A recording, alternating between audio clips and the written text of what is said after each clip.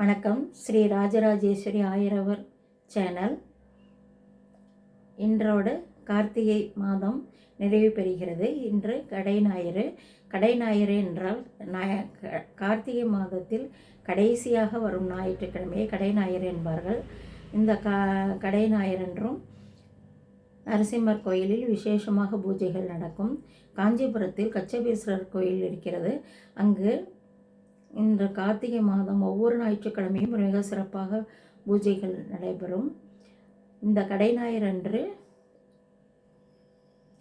மடக்கு மாதிரி ஒரு மண்ணில் மடக்கு வாங்கி அதில் துள்ளு மாவு மாதிரி ஒன்று செய்து அந்த மாவை அதில் போட்டு வெல்லம் கலந்து நடுவில் நெய் ஊற்றி விளக்கேற்றி வைத்து தலையில் வைத்து கொண்டு கோயிலை சுற்றி வந்து சிவனுக்கு படைப்பார்கள். இதனால் தலையில் இருக்கும் பிரச்சனைகள் அனைத்தும் தீரும் என்று ஐதீகம். மிகவும் சிறப்பாகவும் மிகவும் கோலாகலமாக நடைபெறும். இந்த இந்த கார்த்திகை மாதம் இன்றோடு முடிவடைகிறது.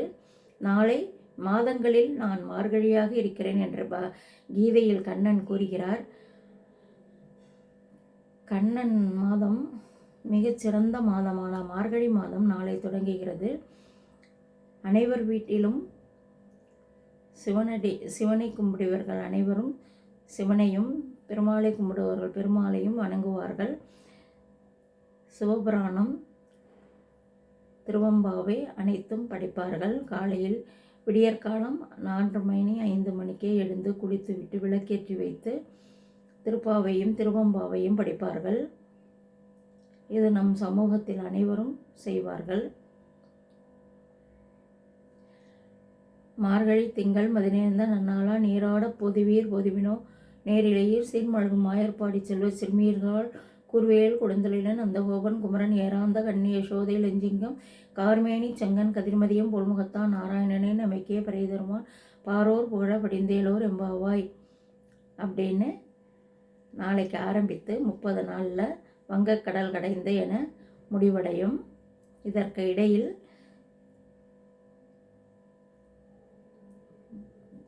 திருவாதிரை வரும். திருவாதிரைக்கு அம்மை குழவிக்கு அலங்காரம் செய்து வைத்து திருவாதிரை கழி செய்து சிவபெருமானை நினைத்து சுமங்கலி பூஜையாக அன்று திருவாதிரை அன்று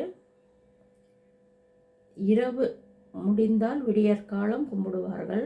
திருவாதிரை களி செய்து வைத்து சிவபெருமானை வேண்டி தரிசனத்தன்று அனைவர் வீட்டிலும் திருவாதிரை களி செய்து சக்கரவள்ளி கிழங்கு வேக வைத்து கும்பிடுவார்கள்.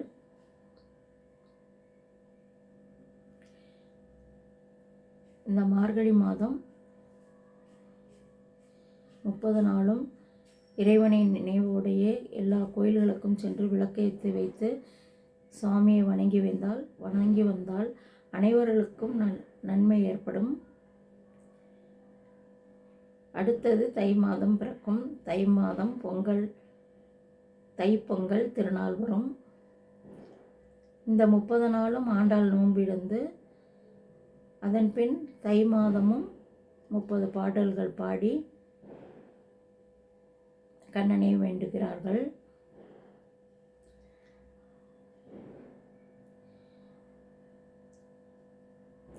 நாமும் இந்த 30 நாளும் இறைவனை வேண்டி வணங்குவோம். விடியற்காலம் அனைவர் வீட்டிலும் விளக்கேற்றி வைத்து வணங்குவோம். வாசலிலும் விளக்கேற்றி வைப்போம். துளசி மாடம் இருந்தால் துளசி செடிக்கு தினமும் தண்ணீர் ஊற்றி வணங்குவோம். ஆண்டாள் அதற்கடியில் பிறந்ததால் துளசிக்கு மிகவும் சிறப்பாக பூஜை செய்வது மிகவும் சிறந்தது.